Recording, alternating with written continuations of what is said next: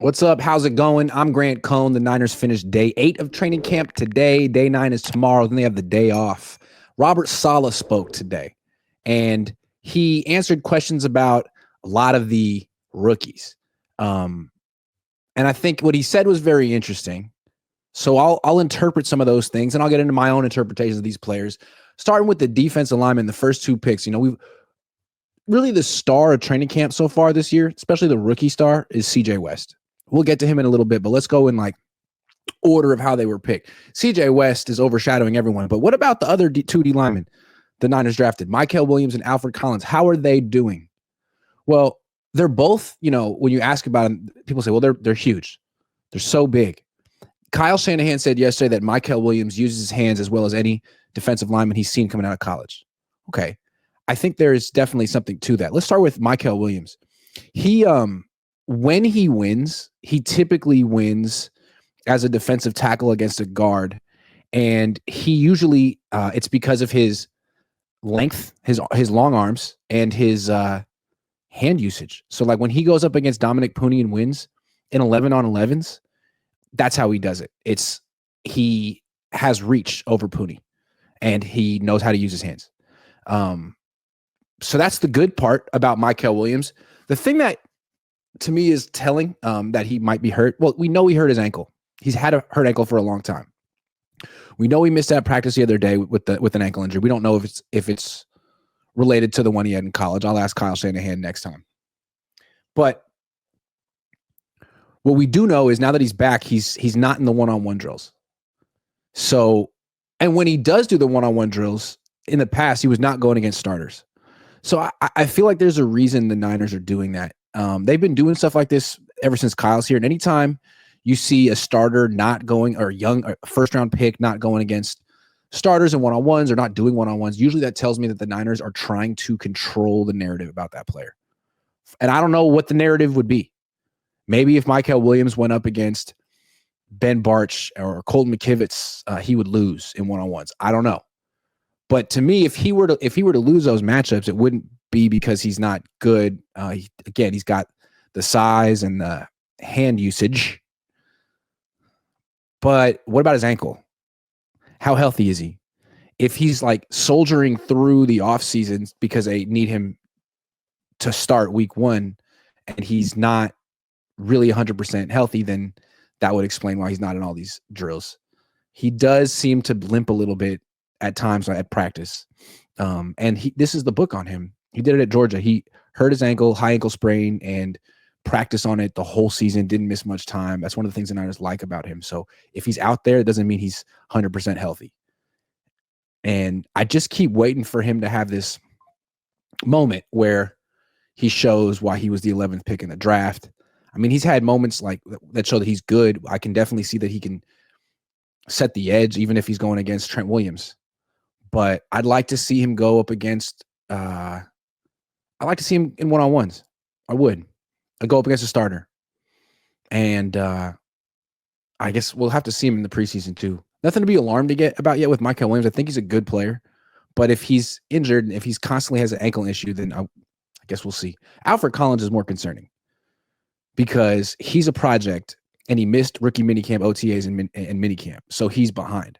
That's the point that Robert Saleh, it's like he acknowledged that Alfred Collins is struggling in a way. He's like, look, not to make an excuse. Because the question was, I love parsing Robert Saleh's words. Someone says, let me see, Collins. Hold on. All right, so the question is, Alfred Collins was asked to play a little bit differently in college than what you guys are going to ask of him. How's his transition to your scheme going? That was the question. I didn't ask it. Very tactfully worded question because it's not like, hey, Collins looks like he's really struggling out there. What's going on? So just, hey, he's doing some new stuff. How's the transition going? And he goes, he's coming along. And then immediately he says he missed all of OTAs, not to make excuses for the young man, but he did. So why would he have to make excuses? No one said he was doing bad, right? Well, that tells you that he's not doing so well. Alfred Collins is struggling. Not to make excuses, but he missed some time. Sure, absolutely. He also had like 7 sacks in 5 years at Texas, and we can see why. I don't know that he's all of a sudden going to become some guy who gets 8, 9, 10 sacks a season. I don't think that's who he is. That's why he wasn't a first round pick. So behind the 8 ball, like it's so bad that he has reps in one-on-ones where he'll lose and they haven't blown the whistle yet. And he'll kind of just stop like, well, I lost. And you'll hear Chris Kasarik yelling at him. Like, I'm not allowed to quote. But you can imagine, I can paraphrase like, hey, like he's urging him to keep trying, to not stop trying, essentially, is what he's telling him to do. And reminding him that, you can keep playing, keep working, because a guy who's 6'5" with 35-inch arms, who's strong like him, should be able to wrestle himself free eventually. He doesn't need to stick to these guards like Velcro. It's just so interesting to watch. You can see one guy who's 6'5", 330, another guy who's 6'1", 315, and one guy gets no push, and the other guy is moving the offensive lineman into the quarterback's lap consistently. Leverage really does matter. Get off really does matter. So I think, again, they knew what they were getting. He doesn't have an elite get off. He's not going to fire into the backfield. He's going to bat down passes on pass plays. He's going to be really big on pass plays. He's going to be really big in the A gap or the B gap and he'll get stopped, and then he'll start jumping up and down and try to bat down passes. That's my prediction for his that's what Kinlaw did.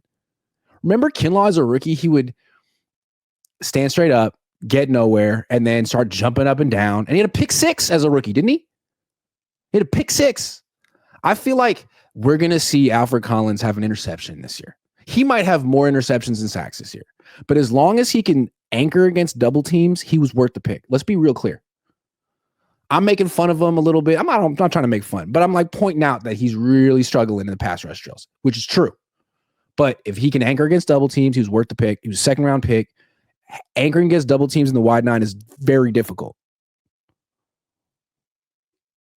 So don't get alarmed. But the fact that he missed all this time, the fact that he's not quite in football shape, the fact that Saleh says he's behind the 8 ball means that he might not be playing that much right away. Because, again, what's his endurance like? Like, for example, one-on-one drills. He probably did it 5 or 6 reps. Halfway through, he's standing waiting for his turn, and he's got his hands on his hips like he's really out of breath. Like, man, the practice just started. We got an hour more. And again, I think that's what Saleh's talking about. Like, he missed a lot of time. This is his first week. Most of these guys, this is their second time through it. This is his first time through it. So is it because he had a calf injury? That's what they're saying. Or is it because they didn't sign his contract? Don't know. But I thought Saleh said something. He's like, he's really big and he's got great feet. Those are 2 things you can't coach. That is also true. But my counter would be like, all right, well, all the things that you can coach, he's not good at. Get off, pad level, hand usage, working edges, counter moves, things that aren't bull rushes, all the things that you learn at football. He doesn't seem like he's good at any of those, except for maybe batting down passes. But again, if you can anchor versus those double teams, it'll all be worth it. Because Kinlaw never could. At least not on the Niners. Maybe it's because one of his knees was no good. Maybe it's because his leverage was, I don't know. He always was like, I'm 330. Nope, psych, I'm 300. Nope, psych, I'm 330. Remember? He's like, no, yeah. This year, I lost 30 pounds. I'll be way better shape. This year, I put on 30 pounds. I'll be way better shape. It's like, pick one. So I don't know. He just seems a lot like Kinlaw, minus the physique. Like Kinlaw, you looked at him and you'd say, that's the guy who got drafted in round 1. Collins, if someone was like, hey, I was a 7th round pick, you'd be like, yeah, I'm gonna see that. Because again, his older cousin is Trent Brown, who was a 7th round pick. Ended up being a really good player. Niners took him, but when you looked at Trent Brown, it's like, you're not in the best shape. Like, how serious of a professional athlete are you? I think he became more serious over time. But Collins, yeah, first impression of Collins is he's got a lot of growing up to do. So those are the 2 first round picks.